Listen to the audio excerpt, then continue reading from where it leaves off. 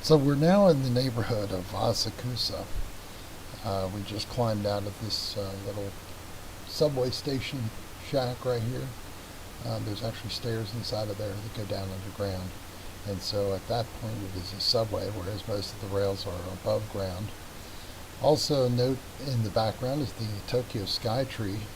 So in Asakusa, the eastern border of the community of Asakusa is comprised of a river, and across the river is the neighborhood where you'll find the Tokyo Sky Tree. So we're going to begin on the west side of that river to go find the Sensoji Temple. I use that term look for very loosely. I'm kind of like a walking road map. I don't generally have to look for anything. I just walk where I want to walk and get where I need to be. So once you cross that intersection there by the train station and start heading north and west, you have to go through this enormous area known as the Nakamise Market, which is what you're seeing here. And what it is it's multiple city blocks of nothing but shopping area. And what they've done, as you can see above, is they've fused the blocks together with a roof, so that the entire thing of multiple city blocks, and I'm talking a huge area, basically becomes a giant shopping mall.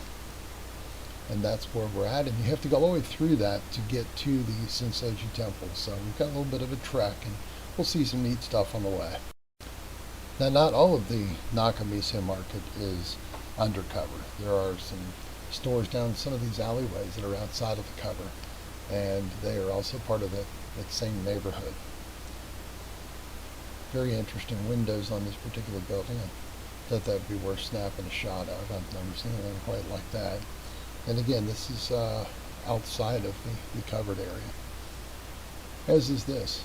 Have you ever seen that many paper lanterns? Also notice the little bubble machines on the left-hand side. Those are the little capsule machines that you put in 50 cents and twist the knob and get a prize. Those are huge in Japan. There are entire stores of nothing but these little capsule machines. Here we are in the covered area, and we're approaching the area with all of the paper lanterns. To me, this was just an absolute thrill. I've always taken a special interest in these paper lanterns. I always thought they were rather fascinating, and of course, as I began to learn about the culture of Japan and learn, what they represent and such, very cool. I was almost sprinting at this point so I could get down there and see those things. I've never seen that many in one spot. When I returned home, so many people asked me, so do they have McDonald's? Well, yeah, of course they do. And people would say, well, how was it? Well, how would I know?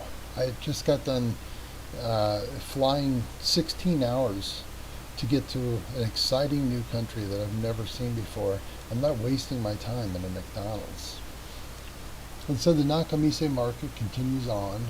There are a couple gaps where you have to cross an open road to continue through the market. But importantly, we finally approached this enormous group of the paper lanterns, and I was just so excited. Very neat to see. Now this is Dempoine Street business area. It is basically the boundary between Nakamise Market and the Sensoji Buddhist Temple complex. A lot of really neat shops on this street. But look up at the peak of that roof. You see a man sitting up there, and it's basically just a mannequin, just a statue. And here's another one across the street of a geisha sitting on that little stretch of roof. The Japanese just have a real fascination with flying machines and being able to defy gravity and sit in high places. And at long last, we've arrived at the Sensoji Buddhist Temple complex. And as you can see on the right there, it has its own market. So in addition to the Nakamise Market, once you get into the complex, it has its own temple market as well.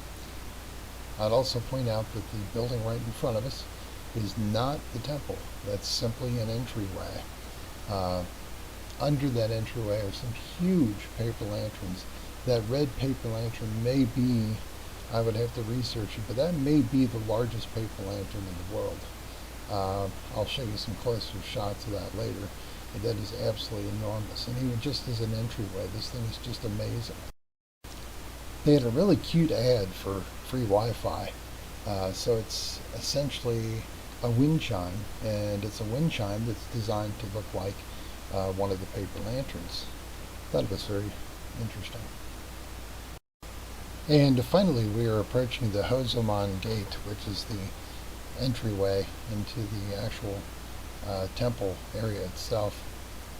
As I pointed out before, when we were showing you the Hachiman Shrine in Kamakura, I mentioned that Shinto shrines, even though that one's very detailed, they're actually nowhere near as detailed as the Buddhist temples.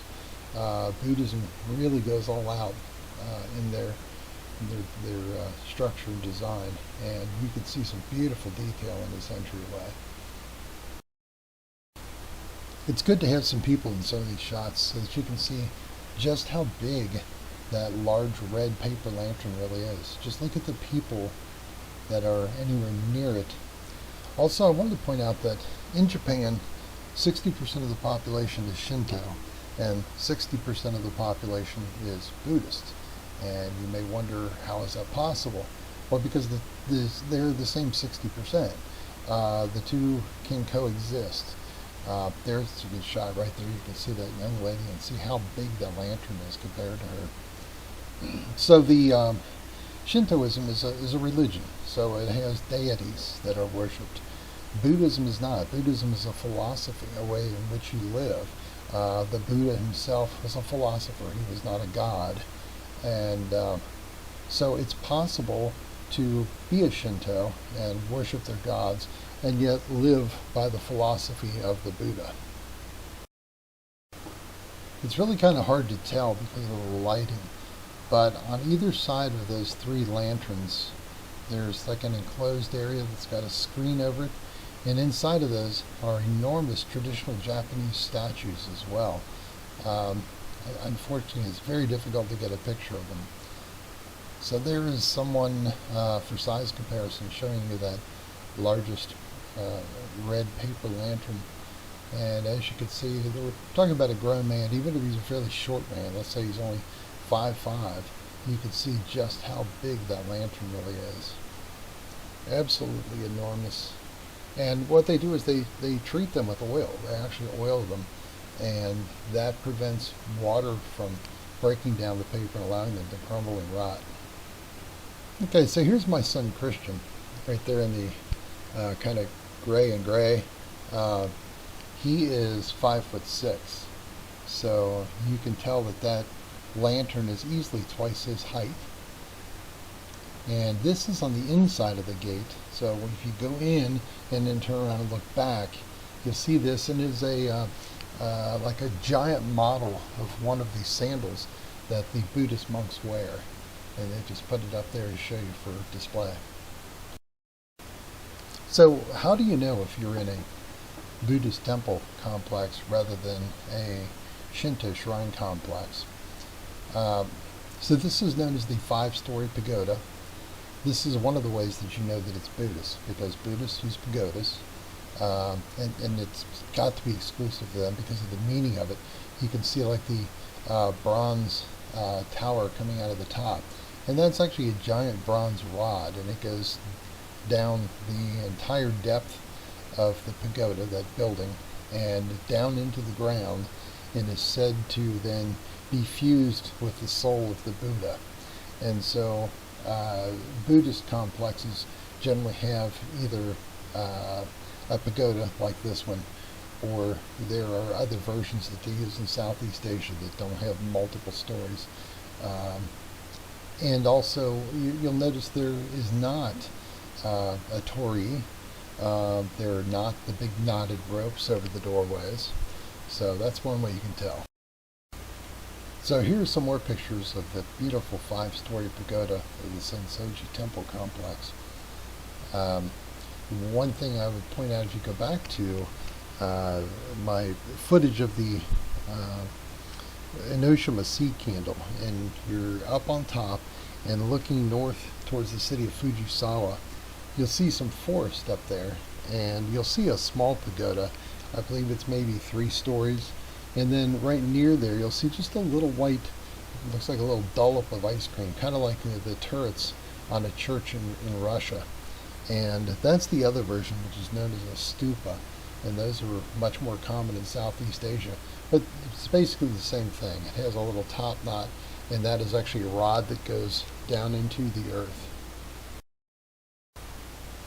And I'm able to get a little more of a close-up shot of the pagoda so you can see a lot more of the detail. Very beautiful structure. You can't even imagine how long it would take to build something like that. And just the brass work on that top knot, it has to be worth a fortune and must have taken a long time to create. And there are the doors. Unfortunately, we were not able to go in. I would actually love to be able to see the inside, but I'm sure it's considered a very holy place, and if you're not one of them, chances are you're probably not going to get to see the inside. So after examining the 5-story pagoda, I turned around and realized that I've actually got a decent looking shot of the Tokyo Skytree from within the Sensoji complex. So that was kind of cool. And it will be the next thing we'll be going to see. We're going to jump across the river when we're done at the complex and check that out. Now, to demonstrate that strange affiliation between Shinto and Buddhism, this is a Buddhist complex, so it's more about philosophy, and yet this particular temple is built to honor Kannon, who is the goddess of mercy in the Shinto pantheon. All of these little buildings leading up to the temple are places where you can get good luck charms, and you can actually buy objects, and there is like a little furnace there right in the middle of the walkway where you burn those objects, and it is believed that whatever you put in there, a little like a miniature VCR or a miniature car, and it's made out of cardboard, but when you burn that, your ancestors in the other side actually receive a real one of those in the heavens or wherever it is that they're continuing to live. So this is the actual inside of the temple. This is where people would go up and do their worshiping.